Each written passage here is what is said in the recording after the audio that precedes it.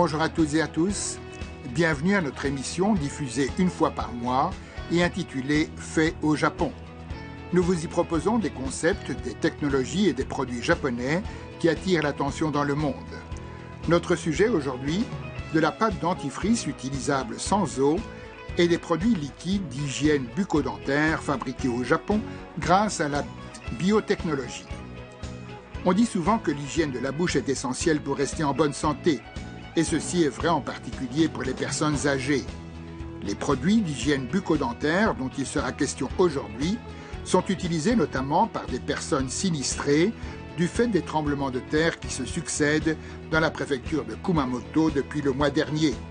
Mais ils attirent aussi l'attention à l'étranger. Nous tenterons de découvrir l'arrière-plan de la mise au point de ces produits.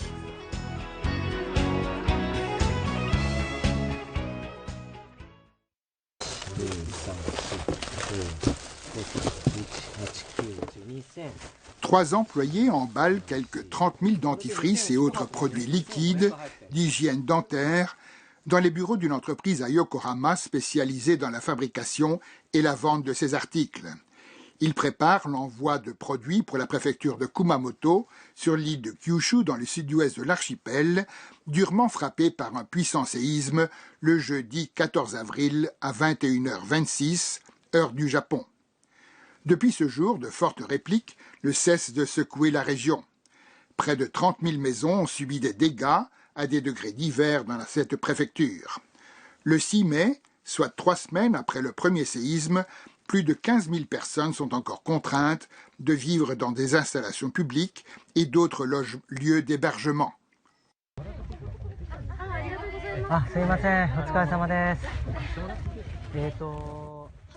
Comme les répliques se poursuivent, des demandes en produits de soins dentaires mises au point par l'entreprise Yokohama ont été formulées par des hôpitaux et d'autres établissements sanitaires de la région sinistrée. Les particularités de ces produits, à savoir qu'ils sont utilisables sans eau et qu'ils sont inoffensifs même avalés par erreur, ont attiré l'attention. Un de ces établissements, c'est l'hôpital Kikuyo-machi, dans la préfecture de Kumamoto. Au moment du séisme le 14 avril, 301 personnes, dont beaucoup de seniors, y étaient hospitalisées. Comme le bâtiment avait subi relativement peu de dégâts, l'établissement a accepté des patients d'autres hôpitaux plus gravement endommagés. Saiko Yamaguchi est chirurgien dentiste à l'hôpital Kikuyo-machi. Sitôt après le séisme, elle a commandé des produits d'hygiène bucco-dentaire à l'entreprise de Yokohama. Pour elle, maintenir une bonne hygiène de la bouche contribuerait à préserver la santé des personnes évacuées et contraintes de vivre en dehors de leur foyer. On écoute ses explications.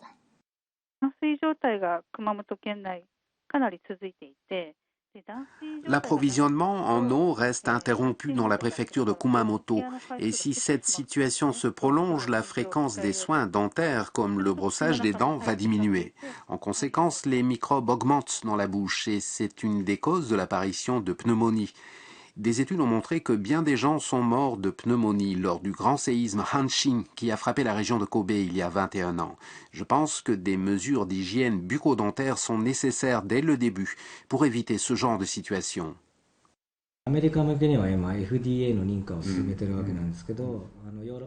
Daisuke Teshima est le président de l'entreprise qui a mis au point les produits en question.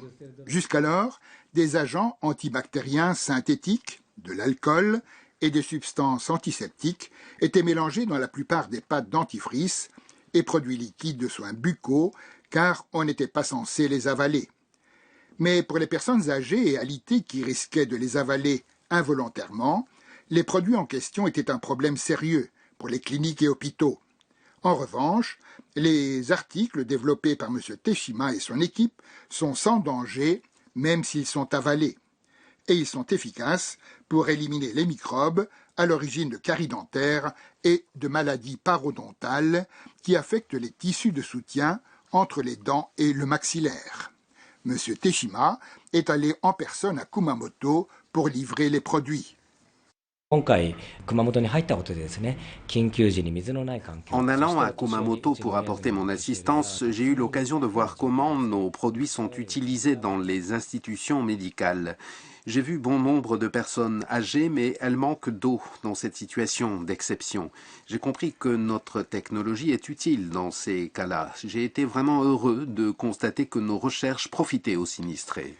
Monsieur Teshima a eu l'idée de fabriquer des produits d'hygiène dentaire sûrs parce qu'il a dû prendre soin de son propre père. Il y a 4 ans, celui-ci avait contracté un cancer de l'estomac et sa santé déclinait de jour en jour. Fortement affaibli, il lui était même difficile de se rincer la bouche après s'être brossé les dents. Un accident est alors survenu.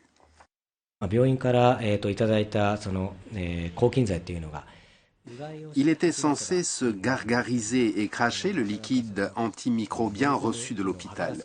Mais il n'en avait plus la force et a fini par l'avaler, ce qui a endommagé son estomac et aggravé sa situation. C'est alors que j'ai eu l'idée de mettre au point des produits de traitement antimicrobien sûrs pour aider les gens dans des situations particulières. À l'époque, M. Teshima était conseiller en gestion. S'appuyant sur ses connaissances et ses connexions personnelles, il s'est lancé dans le développement de produits de soins bucco-dentaires. Il voulait éviter que des gens ne deviennent malades comme son père en avalant par erreur des produits d'hygiène de la bouche. Mais il ne fut pas facile de trouver des composants qui élimineraient efficacement les microbes tout en étant sans danger, même avalés, par des patients à la santé déficiente. Un jour, un homme est apparu devant M. Teshima. Il s'agissait de Kohei Nagatoshi, un chercheur d'une entreprise de denrées alimentaires. Il a rencontré M. Teshima alors qu'il venait de produire un composant antibactérien, sans danger, avec une université locale et qu'il recherchait une utilisation pratique. Le secret de la mise au point des produits de M. Teshima, c'est une peptide appelée Nisin A. Cette substance est produite par une bactérie d'acide lactique utilisée dans la fabrication d'aliments fermentés. Par exemple, le fromage est fabriqué à partir du lait et il peut se conserver plus longtemps grâce à des substances antibactériennes créées lors du processus de fermentation des bactéries lactiques.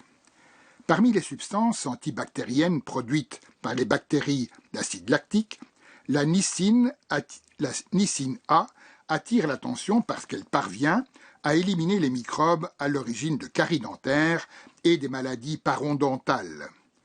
On estime donc qu'elle est sans aucun risque.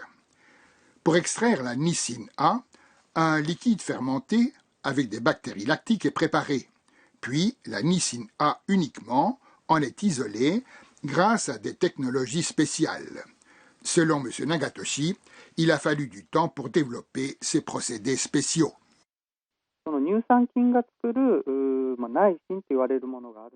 Les bactéries d'acide lactique ne produisent qu'une quantité infime de Nisin A et il faut des techniques d'affinage sophistiquées pour l'extraire, une technologie pour capter au maximum la Nisin A dans le liquide et une technologie pour extraire uniquement la Nisin A de ce liquide. Ce fut la partie la plus difficile. Il nous a fallu 10 années pour perfectionner notre technique d'affinage et arriver à une production de masse de la substance. L'entreprise de M. Teshima vend 2 sortes d'articles d'hygiène bucco-dentaire utilisables sans eau. L'un d'eux, c'est une gelée transparente dans un tube de 75 ml. Comme une pâte dentifrice, elle s'emploie sur une brosse à dents. L'autre produit est de type liquide dans un flacon de 30 ml. On peut donc le mélanger à de l'eau et s'en gargariser ou le vaporiser directement dans la bouche. Les 2 articles sont disponibles avec un goût d'orange, de menthe ou de prune oumé. Ces produits sont, dit-on, utilisés dans plus de 600 établissements médicaux et homes pour personnes handicapées de tout l'archipel. Des membres de l'Académie japonaise de parodontologie clinique soulignent que l'hygiène bucco-dentaire a une étroite relation avec d'autres affections telles que le diabète, les maladies rénales et même l'infarctus du myocarde. À mesure que l'on se rend compte de l'importance des soins de la bouche, le marché domestique ne cesse de se développer. On estime qu'il a atteint les 300 milliards de yens en 2015. Et récemment, des demandes de renseignements arrivent de l'étranger au bureau de M. Teshima.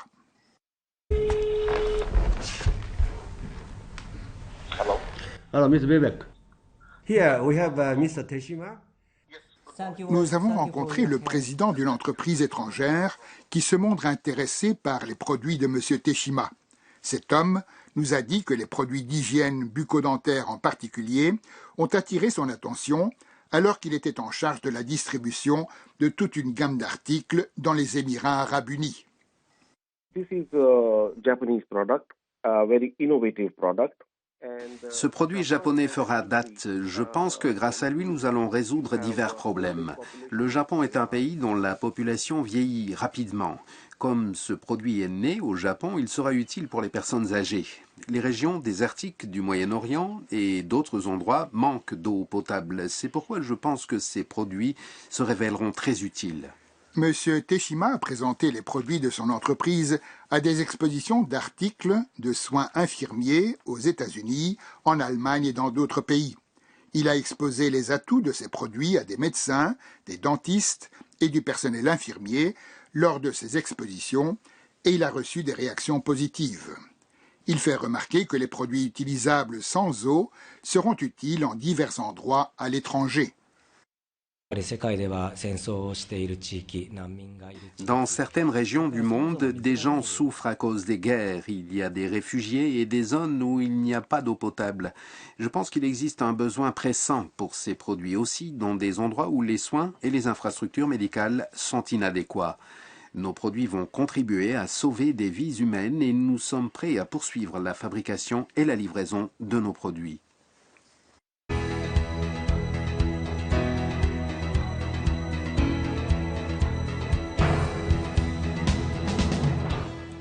C'est la fin de notre émission mensuelle Faite au Japon, consacrée aujourd'hui à la fabrication de produits japonais de soins bucco-dentaires grâce à la biotechnologie.